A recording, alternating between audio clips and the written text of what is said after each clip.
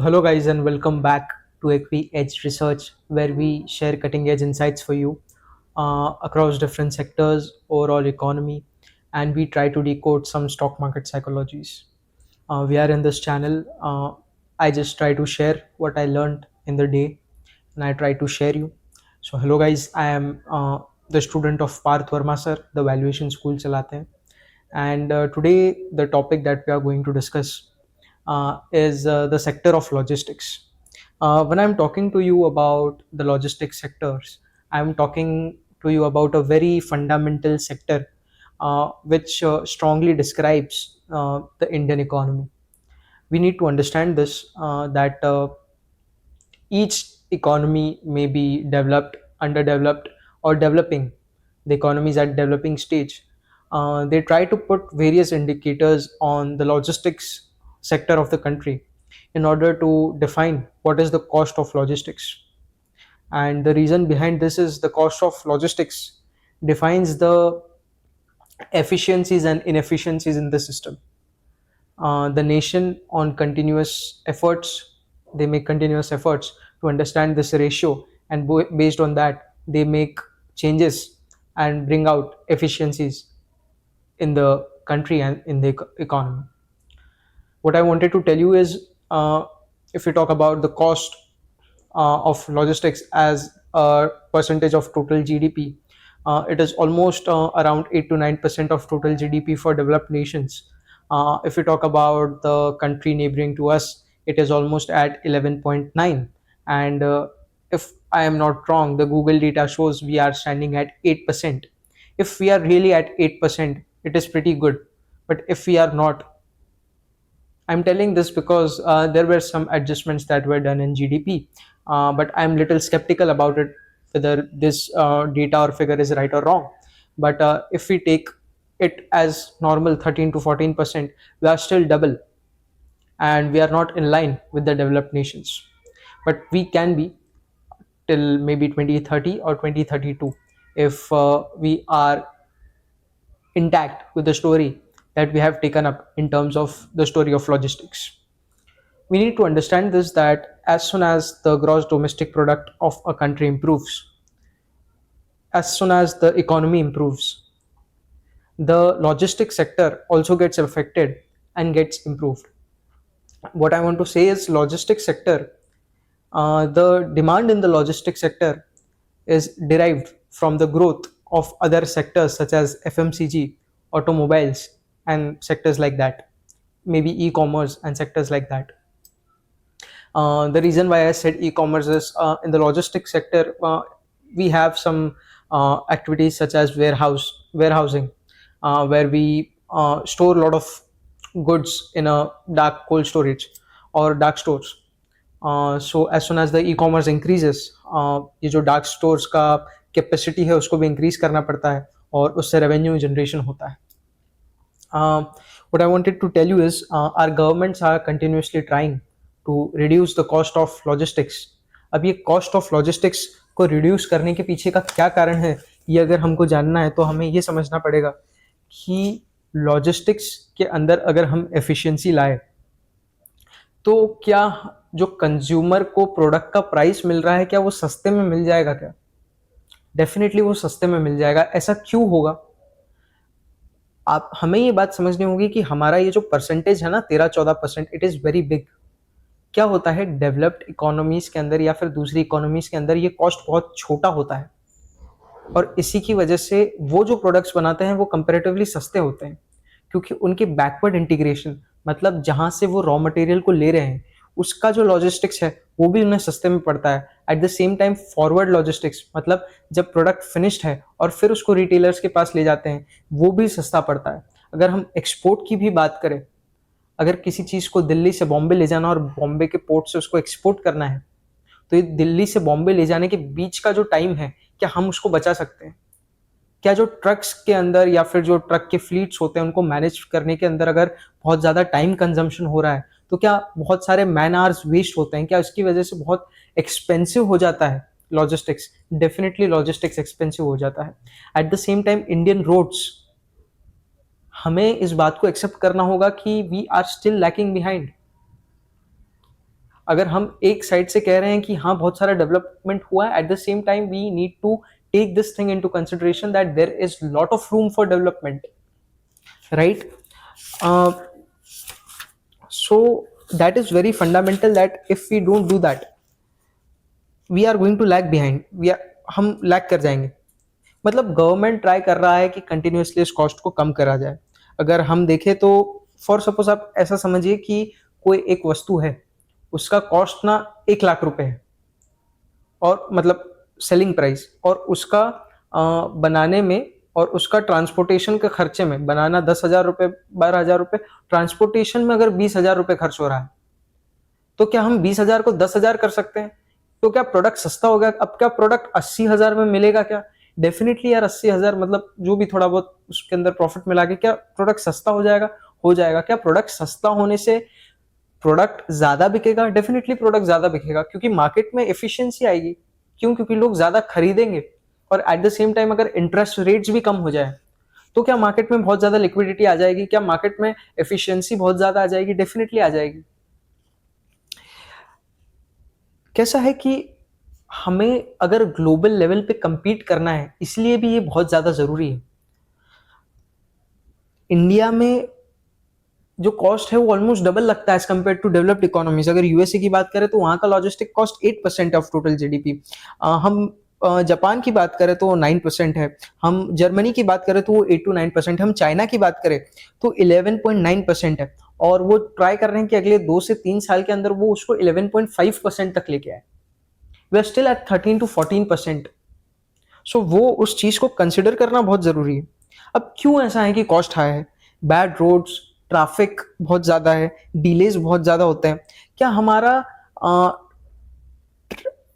Truck का average speed on road, USA में एक ट्रक का average speed on road is 85 kilometre per hour, जबकि इंडिया में it's just 35 kilometre per hour. तो क्या इंडिया में धीरे धीरे ट्रक्स चलती हैं तो इसकी वजह से कॉस्ट ज्यादा आता है? डेफिनेटली, क्योंकि फिर लेट होगा, राइट? डीजल ज्यादा यूज होगा, right? Fluctuation in the crude oil prices will also affect this industry. क्या? डेफिनेटली। अभी क्रूड का क्राइसिस चल रहा है, पेट्रोलियम नहीं आ रहा है। 2 दिन के लिए आई गेस मैं जहां रहता हूं बड़ौदा में, वहां भी क्राइसिस है in terms of gas. They have said no to hotels, उनके पास भी गैस नहीं है। So that is thing to take into consideration. अब हम बात करते हैं कि सरकार ने कुछ अच्छी भी बात करी। लॉजिस्टिक सेक्टर के अंदर जब जीएसटी नहीं था तब वैट चलता था, और जब वैट चलता था मतलब क्या कि इंटर स्टेट में टैक्सेशन होते थे। मतलब हर एक स्टेट के क्रॉस बॉर्डर पे वहां पे एक चेक पॉइंट होता था जहां पे चेकिंग होती थी, और वहां से टोल लिया जाता था। टोल ले रहे हो तो ऑलरेडी आपका जो प्राइस है वो बढ़ जाता है। एट द सेम टाइम आप चेकिंग करने के लिए रुकाते हैं 5-6 घंटे, कहीं कहीं तो रात रात भर ट्रक्स वहीं रह जाती। तो क्या इसकी वजह से एफिशिएंसीज थी? बिल्कुल थी, राइट? और उसकी वजह से कॉस्ट ऑफ लॉजिस्टिक्स भी बहुत ज्यादा था। लेकिन जब हमने जीएसटी को लागू किया, जिसमें गुड्स और सर्विसेज को एंटायर कंट्री में यूनिफॉर्म रखा गया, तो इस चीज में थोड़ी सी राहत मिली, जिसकी वजह से एक लॉन्ग टर्म एफिशिएंसी की धारा जो है इन टर्म्स ऑफ लॉजिस्टिक्स शुरू हुई। So GST is a very fundamental thing that has happened, right? Fragmented trucking industry. India में ट्रक ना मोस्टली छोटे लोग, जिनके पास ना बहुत ज्यादा बड़ा फ्लीट नहीं है, 1 या 2 ही ट्रक है, वो लोग ऑपरेट करता है। इसलिए ऑपरेटिंग लेवरेज का बहुत ज्यादा फायदा नहीं उठा सकते, इसलिए ऑपरेटिंग एफिशिएंसीज नहीं आती।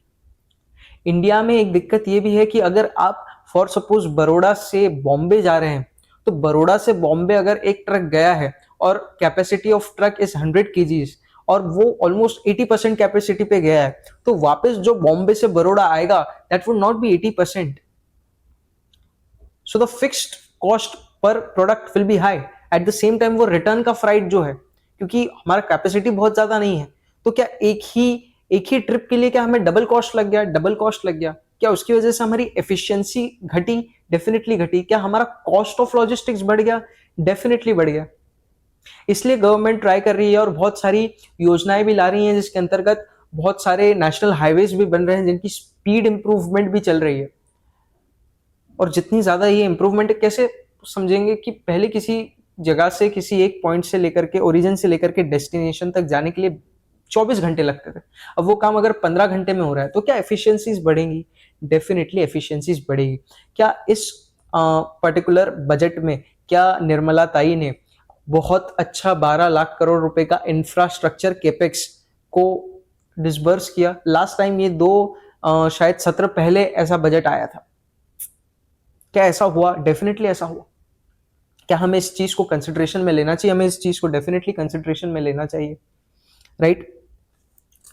सो these were some of the things जिसकी वजह से लॉजिस्टिक्स के लिए अभी बहुत ज़्यादा रूम है। अच्छा, लॉजिस्टिक्स बहुत ज़्यादा डेवलप नहीं हुआ है, इसका मतलब क्या प्राइवेट प्लेयर्स के लिए लॉजिस्टिक्स के अंदर अभी भी बहुत सारा रूम है? क्या क्या लॉजिस्टिक्स एक कमोडिटाइज्ड इंडस्ट्री है क्या? क्योंकि लॉजिस्टिक्स ना बहुत अनऑर्गेनाइज्ड है, क्योंकि बहुत सारे छोटे छोटे लॉजिस्टिक्स फर्म्स इंडिया में बहुत सारे हैं। कमोडिटाइज्ड प्रोडक्ट मतलब क्या? सोना खरीदने जाते हो, आप सोने का कॉइन खरीद रहे हो या सोने का बिस्किट खरीद रहे हो, आपको इस बात से फर्क पड़ना चाहिए क्या कि पीछे कौन सा ब्रांड है? नहीं, आपको लिखा हुआ है ना 24 कैरेट सोना है, 24 कैरेट सोना है, ब्रिक है, ब्रिक है। आपको क्या करना है कि पीछे कौन सी कंपनी है, आपको जो सस्ता दे रहा है आप उससे खरीदोगे। या फिर आप दूसरे साइड से समझो कि आप फ्रूट्स खरीद रहे हैं, यार आपको एक वेंडर सस्ते में नहीं दे रहा, आप स्विच कर लोगे। क्या आपको स्विचिंग कॉस्ट बहुत ज्यादा लग रहा है? क्या नहीं लग रहा है? These are the commoditize sectors. तो क्या ये भी कमोडिटाइज? डेफिनेटली कोई ना कोई आपको सस्ते में बेच देगा, right? So that is also very important. So now we need to understand about what are the different type of transportations and logistic systems in India. If we talk about it, let me just get the stuff. या so Indian logistic sectors, हमारे पास domestic air express transportation है, rail transportation है, road transportation है, cross border transportation है, where housing और supply chain services है, express parcel delivery है, part ट्रकलोड है, एक्सप्रेस पार्ट ट्रकलोड है, इकोनॉमी पार्ट ट्रकलोड है। इतनी सारी सर्विसेज इंडियन लॉजिस्टिक्स में है। हमें पहले लगता था यार logistics is just like to take a good from one origin to its destination, but there are lot of things in the logistics. There is a lot of things that come into the play, and logistics जो है ना, इसके अंदर top line आप हमेशा check करना, top line बहुत ज़्यादा होगा, लेकिन जो बॉटम लाइन है ना वो हमेशा कम होता है। ऐसा क्यों होता है? क्योंकि इसमें ना प्रॉफिटेबिलिटी बहुत छोटी होती है, और जहाँ प्रॉफिटेबिलिटी छोटी है ना वहाँ पर अगर वॉलेटिलिटी आती है तो हमें ध्यान रखना थोड़ा सा ज़रूरी है, right? If we talk about these things, we'll first understand about what are the three major segments. लेकिन before that, see the domestic road transportation. इसके अंदर क्या होता है ना कि कोई भी ऐसा डोमेस्टिक ट्रांसपोर्टेशन जिसके अंदर जो फ्राइट है that are moving through domestic state highways and national highways or intra-city comes under the domestic road transportation. So due to the infrastructure development and constant government push, there is a speed in the logistics in terms of efficiency and in terms of improvement. ये थोड़ा सा देखा गया है। Low cost of operations relative to air, जो roadways हैं वो comparatively low cost है एज कंपेयर टू एयर। ये इंडिया की बात है। जैसे ही आप टेरेन चेंज करते हैं, जैसे आप यूनाइटेड स्टेट्स में जाते हैं, वहां पे रेल से ज्यादा कंपैरेटिवली गुड और अच्छा रिलायबल माना जाता है फ्लाइट्स को, that is air transportation, that is more viable there, that is more widely acceptable there. So it is not going to happen that the medium of transportation which is very viable in India should be similar or will be same, or the similar things will be happening in the other countries or other nations as well.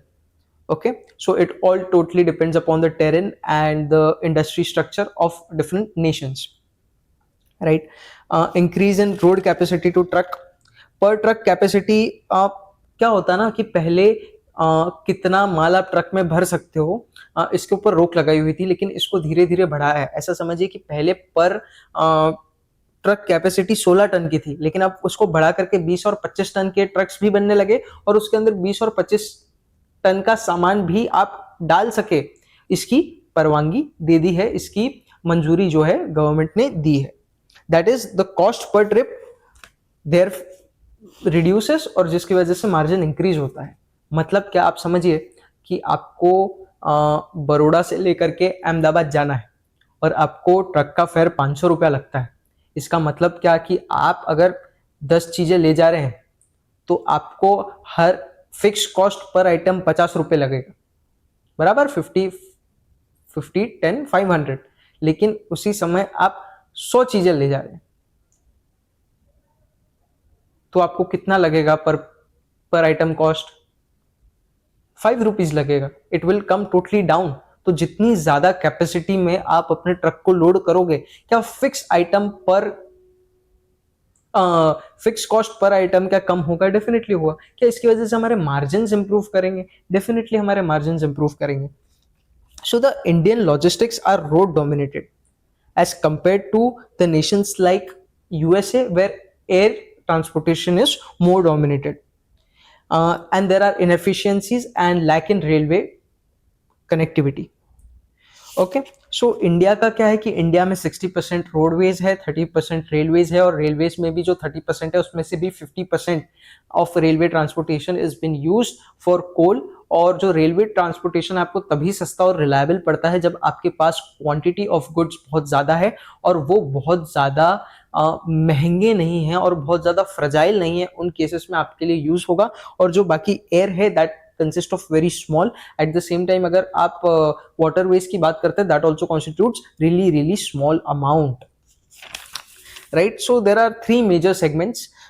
They are express parcel, PTL and FTL that we discussed थोड़ा सा पहले। तो जो express parcel है, express parcel में क्या होता है ना, जो छोटे छोटे शिपमेंट्स हैं, छोटे छोटे पार्सल्स हैं जिनको 30-30 मिनट में या फिर कई बार 1 से 3 दिन के अंदर, 1 से 2 दिन के अंदर जिनकी डिलीवरी करनी है, that comes Inn Express parcels. ये स्पीड पोस्ट हो सकता है, डॉक्यूमेंट कुरियर हो सकता है, ई कॉमर्स शिप हो सकती है, Amazon, फ्लिपकार्ट एक्सेट्रा। इनमें क्या होता है ना, है उनका weight should be less than 40 kg और turn around time will be less than 3 days। ठीक है, 3 दिन के अंदर अंदर इसकी डिलीवरी हो जाती है। एट द सेम टाइम जब हम बात करते हैं PTL की, पार्ट ट्रक लोड, अब हमें ये बात समझनी होगी कि कोई छोटा MSME है या फिर कोई छोटी कंपनी है जो कि अपने प्रोडक्ट्स को वेयरहाउस से लेकर के एंड कस्टमर के घर तक या फिर वेयरहाउस से लेकर के डिस्ट्रीब्यूटर्स और रिटेलर्स तक ले जाना चाहती हैं। उसके अंदर अगर छोटा सा पार्ट है, बहुत बार क्या होता है, ये छोटी कंपनीज होती हैं, छोटे पार्ट होते हैं, लेकिन हमारी जो कंपनी है वो इनसे वॉल्यूम कम है इसलिए ज़्यादा चार्ज कर सकती है। लेकिन अगर हम सिर्फ इनका माल ले जाएंगे तो क्या हमारा कैपेसिटी भरेगा? नहीं। तो इसमें क्या, इस सर्विस में क्या होता है कि मल्टीपल लोगों का अलग अलग माल एक ही ट्रक में लोड करके जाते हैं। तो इससे क्या होता है कि फिक्स्ड कॉस्ट पर यूनिट भी कम हो जाता है और मल्टीपल प्रोडक्ट्स जाते हैं तो हर एक यूनिट का अलग से प्राइस मिलता है। तो जो PTL है ना, पार्ट ट्रक लोड, ये हाई मार्जिन बिजनेस है थोड़ा सा। इसके अंदर जो कंपनी है ना वो थोड़ा सा ज्यादा चार्ज कर सकती है, राइट? ये समझना इंपॉर्टेंट है। Shipment will be more than 40 kgs but insufficient to fill a full truck. पूरा ट्रक नहीं भर सकती। Volume from multiple shippers is club together, right? बहुत सारे शिपर्स है जिनको शिपमेंट करना है, उन सबका माल एक साथ में लेकर के आते हैं। Everything is clubbed together at a consolidated center and then sorted and moved further। क्या होगा कि अगर बड़ौदा से 5 अलग अलग कंपनीज को अपना माल ले जाना है कहीं और, तो क्या होगा, सबसे पहले ये 5 का माल बॉम्बे ले जाया जाएगा और बॉम्बे के सॉर्टिंग सेंटर में सॉर्ट करके उन्हें अपनी अपनी डिजायर्ड लोकेशंस पर पहुंचाया जाएगा। इसके अंदर भी 2 अलग अलग पार्ट्स आ जाते हैं। पहला है एक्सप्रेस PTL और दूसरा है इकोनॉमी PTL। एक्सप्रेस PTL जो है फास्ट डिलीवरी देता है, जबकि economy PTL partial truck load थोड़ा सा समय लेता है, स्लो है, लेकिन ये डेफिनेटली एक चीपर ऑप्शन है। एट द सेम टाइम जो हमारा तीसरा निकल करके आता है that is FTL, that is full truck load. इसके अंदर क्या होता है कि आपने एक रिक्शा बुक करी, sharing, that is partial truck load, बाकी 2 लोग अलग से आएंगे। लेकिन आपने कैब बुक करी personally, this is full truck load. कोई एक पर्टिकुलर कंपनी अपना पूरा कंसाइनमेंट पूरा ट्रक भर के अपने ओरिजिन से डेस्टिनेशन तक लेकर जाती है. This is full truck load, right. This was also very important. इसके अंदर मार्जिन थोड़े से कम होते हैं, ट्रक पूरा भर गया होता है और आपको अलग अलग लोगों से रेवेन्यू नहीं आ रहा होता. आपका जो रेवेन्यू पर आइटम होता है वो कंपेरेटिवली कम होता है क्योंकि आपका वॉल्यूम जो है बहुत ज्यादा है, आपके मार्जिन थोड़े से कम होते हैं, लेकिन आपका कैपेसिटी जो है वो पूरा भर जाता है.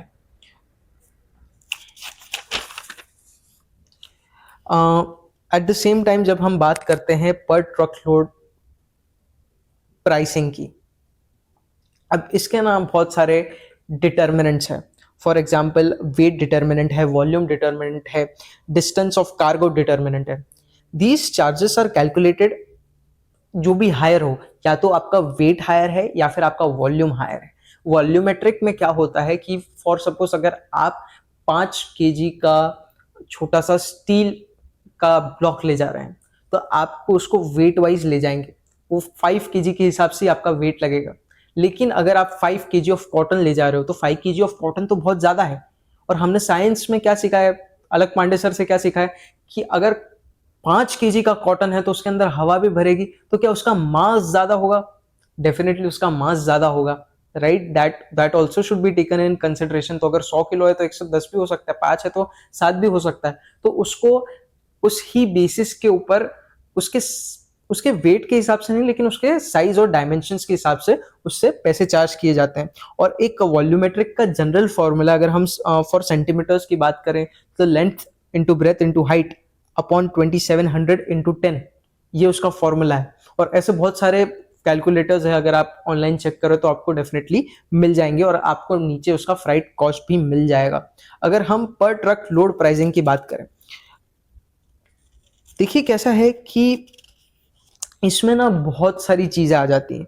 इसमें आपका सबसे पहले बेस फ्राइट, मतलब आपका सबसे पहले क्या आ जाएगा कि based on weight and distance, volume and distance, fuel surcharge पहले आपका वेट के हिसाब से लिया, फिर आपका फ्यूल का पैसा भी तो ऐड करेंगे, तो फ्यूल का पैसा उसमें ऐड किया, फिर उसमें हैंडलिंग एंड डॉक्यूमेंटेशन, लोडिंग और अनलोडिंग का भी पैसा लगेगा. एट द सेम टाइम उसमें वैल्यू एडेड सर्विसेज, बहुत सारी कंपनीज ना शिपमेंट्स करती है, बहुत सारी कंपनीज ना पैकेजिंग करती हैं, बहुत सारी कंपनीज ना किटिंग करती है, ऑप्शनल कॉस्ट होती है, वो इंश्योरेंस देते हैं आपको बेस्ड ऑन आपने क्या माल भेजना है.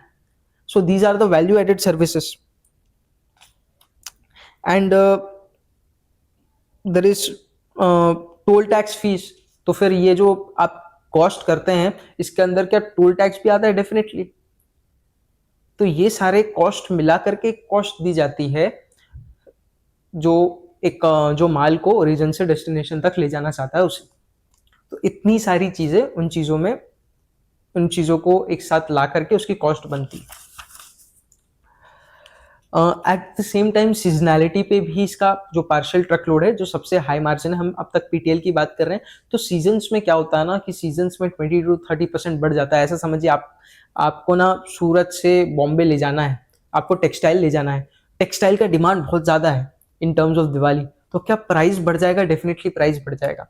क्या रूट अगर चैलेंजिंग है, आपको ले जाना है उत्तराखंड, तो क्या मुश्किल आएगा? डेफिनेटली आपका 20% उसके अंदर पैसा बढ़ जाता है, आपको 20% ज्यादा पे करना पड़ता है क्योंकि एक स्पेसिफिक स्किल सेट होता है ड्राइवर्स का और उन्हीं टाइप के ड्राइवर्स को परमिशन दी जाती है वैसे टेरेन में चलाने को. At the same time there is lot of risk of monetize wise also and for the life also of the drivers, so that is also very very important.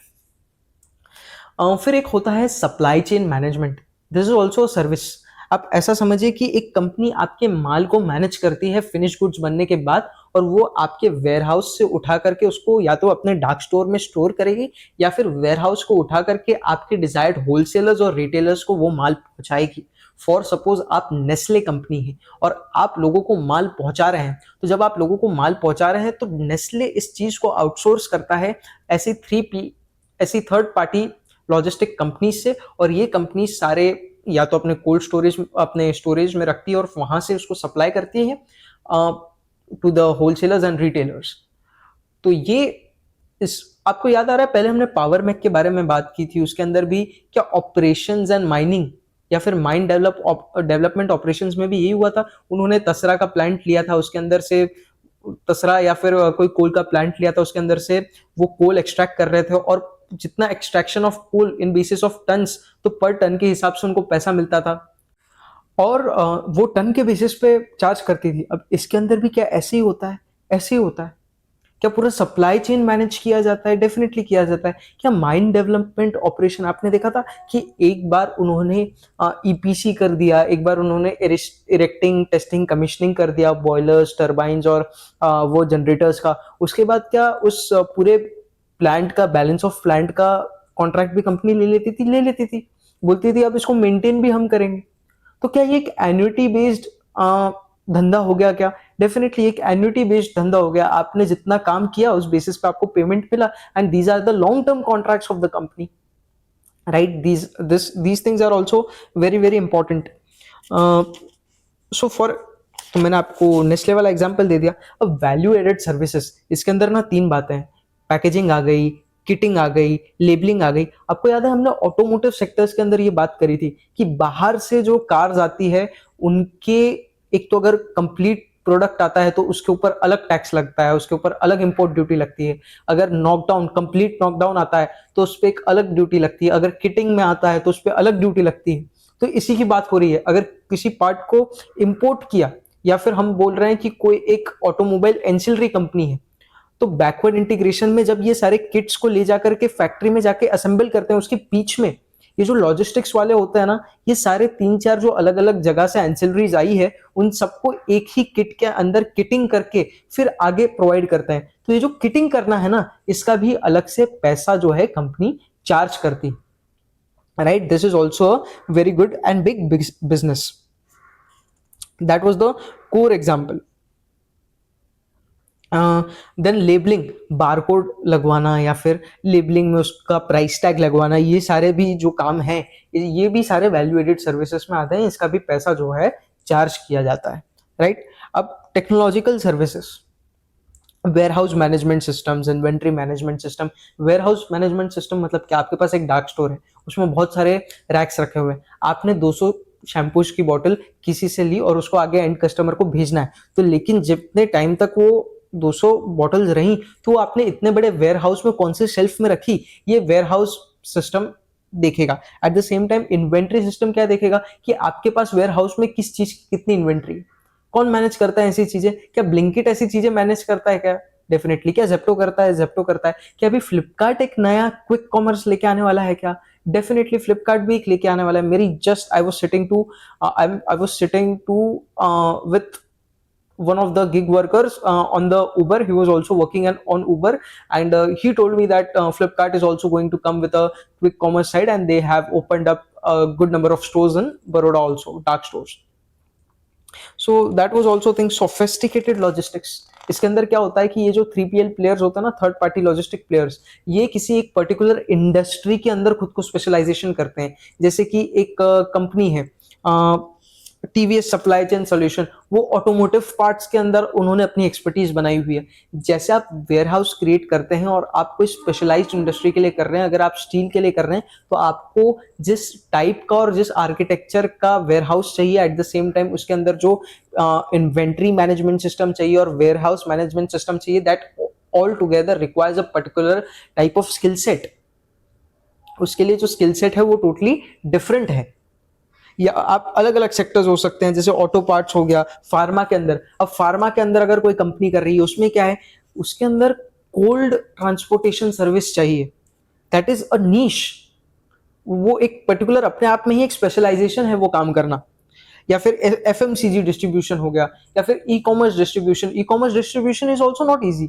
There are very complex structures in that, in terms of sorting, in terms of warehousing, in terms of inventory management. There are a lot of things in that.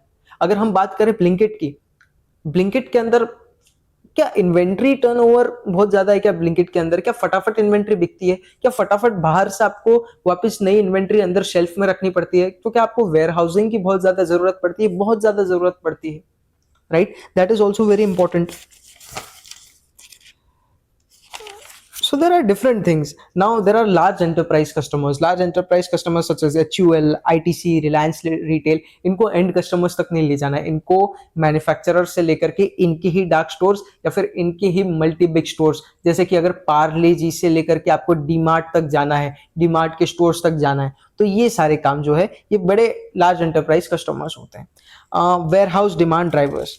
Where, जैसे मैंने आपको बोला, where housing मतलब क्या, 3PL मतलब क्या, product product को third party लेगा, वेयर हाउस में रखेगा और वेयर हाउस से एंड कस्टमर तक भेजेगा, या फिर होलसेलर को या रिटेलर को, जिसको भी भेजना है उसको भेजेगा.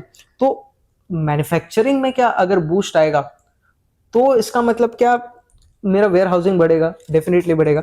क्या रिटेल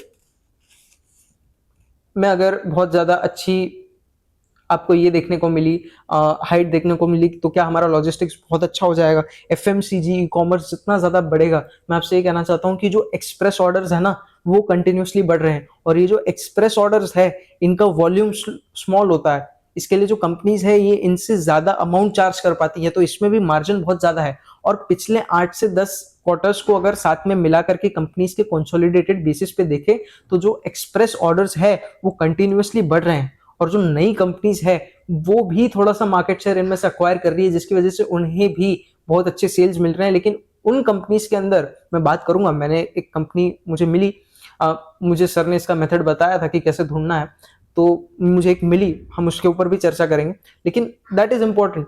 तो फिर उसके अंदर अभी इकोनॉमीज ऑफ स्केल आया नहीं है, अभी आएगा, ऐसा मैनेजमेंट ने गाइड किया है. तो क्या उसका मार्केट शेयर बढ़ेगा, डेफिनेटली. और जिसका ऑलरेडी बढ़ा हुआ था क्या उसको छोड़ना पड़ेगा, क्या थोड़ा सा उसको छोड़ना पड़ेगा, थोड़ा सा, right. That is how the things work.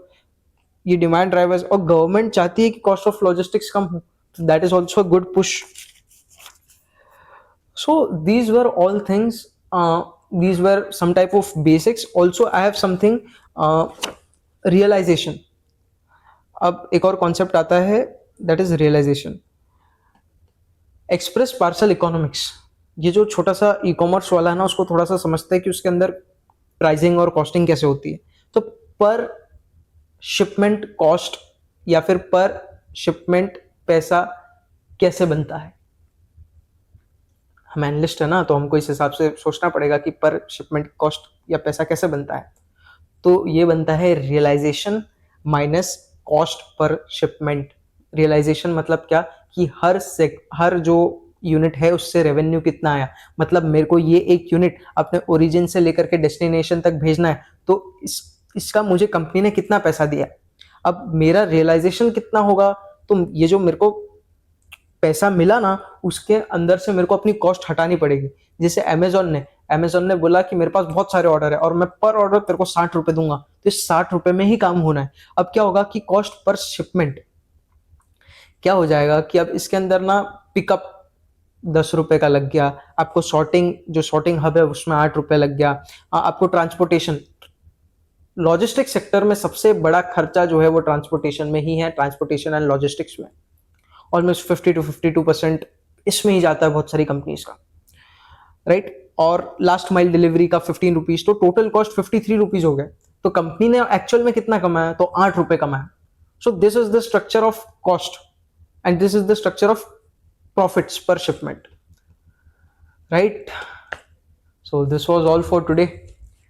Till then, stay tuned.